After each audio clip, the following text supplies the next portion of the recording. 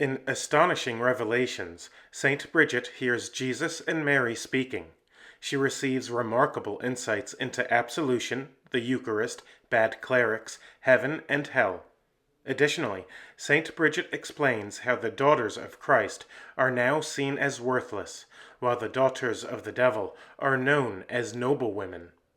Join me for the entirety of these stunning visions of a church mystic as Virgo Potens presents Prophecies and Revelations of Saint Bridget of Sweden, Book 4, Chapters 41 to 46. The Mother of God's words to Saint Bridget about how priests with lawful faculties of absolution, no matter what kind of sinners they themselves are able to absolve from sins. The same applies to the sacrament of the Eucharist. Chapter 41. The Mother of God speaks. Go to him who has the faculty of absolution. No matter how leprous the doorkeeper is, he can still open the door as well as a healthy man, provided he has the keys. It is the same with absolution and the sacrament of the altar. No matter who the minister is, provided he has a lawful faculty of absolution, he can absolve from sins. Therefore, no priest is to be rejected. However, I would forewarn you about two things. The first is that he will not get what he so longs for in the flesh. The other is that his life will soon be cut short. Just as an ant that carries its load of grain day and night sometimes falls down and dies right when it gets close to the nest, and the grain remains outside it, so too, right when this man has begun to reach the goal of his efforts, he will die and be punished, and his empty efforts will come to naught. The Mother of God's words to Saint Bridget, describing good character and righteous works in God's friends as doorposts, and about how God's servants should stay away from disparagement. Chapter 42. The Mother of God speaks. God's friends are said to be like two doorposts through which others can enter. Therefore, one must guard carefully against anything rough or hard, or any other kind of obstacle getting in the way of those going in. These doorposts symbolize nothing other than the moral composure and righteous works and edifying words that should be found every day in the lives of God's friends. One must therefore guard attentively against anything hard, that is, disparaging or coarse speech, being found in the mouths of God's friends, or any worldly tendencies noticeable in their actions that may cause those seeking entrance to run away and shudder to enter there. The Mother of God's words to Saint Bridget, likening bad pastors to a worm gnawing away at the roots of a tree. Chapter 43. The Mother of God speaks. They are like a worm that sees excellent seed, but does not care how much fruit is lost or falls off, so long as it can tear away at the roots, or the parts closest to the ground. In the same way, these men do not care that souls are being lost, so long as they can get their profits and earthly possessions. The justice of my Son will therefore come upon them, and they shall soon be taken away. Saint Bridget replies, all the time that for us seems so long is no more than the least grain of the balance before God. Your Son's patience with evildoers is great indeed. The Mother of God replies, I tell you truly, their judgment shall not be delayed, but shall come to them with horror, and they shall be dragged away from pleasure into shame.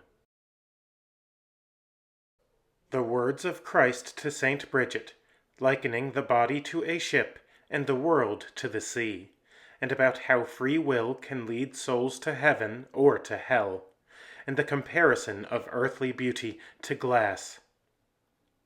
Chapter 44. The Son of God speaks. Listen, you who long for the harbor after the storms of this world. Whoever is at sea has nothing to fear, so long as that person stays there with him who can stop the winds from blowing, who can order any bodily harm to go away, and the rocky crags to soften, who can command the storm winds to lead the ship to a restful harbor. So it is in the physical world. There are those who lead the body like a ship across the waters of the world, bringing some people consolation, but others distress. For human free will leads some souls to heaven, others to the depths of hell. The human will is pleasing to God when it desires to hear nothing more fervently than God's praise, nor to live for anything other than God's service. For God dwells happily in such a will, and lightens every danger and smoothens away all the crags by which the soul is often endangered. What do these rocky crags represent if not evil desire? It is delightful to see and own worldly possessions, to rejoice in the elegance of one's body, and to taste whatever delights the flesh. Such things often endanger the soul. But when God is on board the ship, all these things grow weak, and the soul scorns them all. For all bodily and earthly beauty is like a glass that is painted on the outside, but full of earth on the inside. When the glass gets broken, it is of no more use than the dark soil of the earth, which has been created for no other purpose than to be used, if one owns any, in order to gain heaven.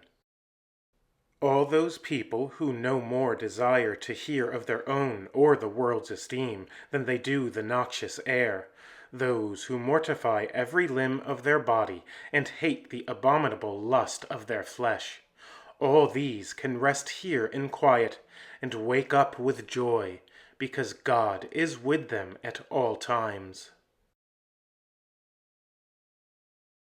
Saint Bridget's lamentation before the Divine Majesty, because the four sisters, humility, abstinence, contentment, and charity, daughters of Jesus Christ the King, are now, alas, regarded as worthless, and the sisters, pride, desire, excess, and simony, daughters of King Devil, are now called noblewomen. Chapter 45. I make my complaint, not only on my own behalf, but also on behalf of many of God's elect, before your Majesty, concerning the plight of our four sisters, daughters of a mighty king, each of whom held position and power within her inherited estate. All those who wished to look on the beauty of these sisters received solace from their beauty and good example from their piety. The first sister was called humility, in managing every deed to be done. The second sister was called abstinence from all sinful intercourse. The third sister was called contentment, without any excess. The fourth sister was called charity, regarding the affliction of one's neighbors. These four sisters are now regarded as worthless on their own inherited estate, and scorned by almost everyone. In their place, four other illegitimate sisters have been installed. Though they are the offspring of a fornicator, they are now called noblewomen. The first of these is Lady Pride, who lives to please the world. The second is called Lady Desire, who follows the body's every appetite. The third is called Lady Excess, beyond the limits of necessity. The fourth is called Lady Simony. Against those deception almost nobody can protect himself, since, whenever things are rightly or wrongly acquired, she greedily takes it all in.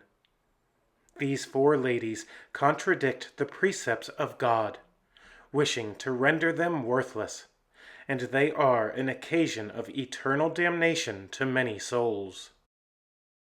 Therefore, act in accordance with the love that God has shown you, and swiftly help to raise up the four sisters called virtues, which proceed from the very virtue of Jesus Christ, the High King, and which have now been laid low in the Holy Church, the inherited estate of Christ.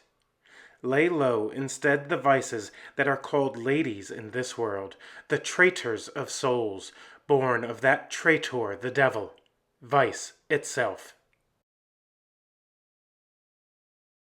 Saint Bridget's warning to a certain nobleman about restoring unjustly acquired property, and about the voice of an angel announcing a harsh sentence against him.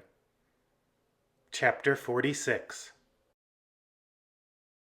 Sir, I warn you about the danger your soul is in, and remind you that we read about a certain king in the Old Testament who felt a desire for another man's vineyard and offered him the full price for it. However, since the owner did not want to sell it, the king was angered and unjustly expropriated it for himself with violence. The Holy Spirit spoke to him a little later through the mouth of a prophet, sentencing the king and queen to die a wretched death for their injustice. The prophecy was fulfilled in them, and their children had not the least benefit of the possession of that vineyard. Now then, since you are Christian and keep the whole faith, and know with certainty that God is the same now in his power and justice as he was then, you ought to know, accordingly, that if you have a desire to possess something unjustly, either by forcing the owner to sell it against his will, or by not making a fair offer, that same powerful and just judge will be the avenger. You, moreover, should fear for such a sentence overtaking you, as is said to have befallen that queen. You should sorrow that your children will not be made rich by your ill-gotten goods, but will rather suffer the distress of poverty. By the passion of Jesus Christ, who redeemed your soul with his precious blood, I exhort and admonish you not to destroy your soul for the sake of fleeting possessions, but to make full restitution to all those who have suffered loss at your hands or because of you. Restore whatever you have wrongly acquired, both to relieve those who now suffer sorrow, and as an example for others, if you want to gain the friendship of God.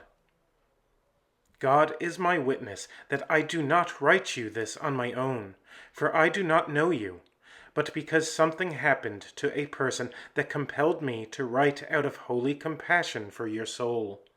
For that person, not asleep but awake in prayer, heard the voice of an angel saying, Bjorn, Bjorn, how overbold you are toward God and toward justice.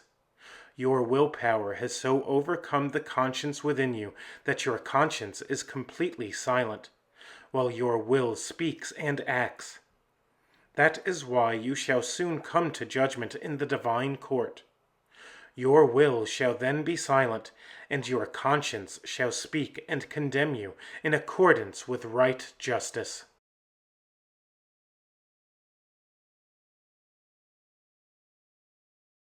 Thanks for stopping by and watching my video to the end. Please hit the like button and subscribe to this channel. Doing so really helps me to reach more souls. If you enjoyed this video, or think that this work may be helpful for others, please consider supporting me through Patreon. Or, if you would prefer making a one-time contribution, just click on the Super Thanks icon below the video title. Your generous support helps to keep this channel going. To everyone who watches my videos and/or supports me, I offer my sincere gratitude. May God bless you.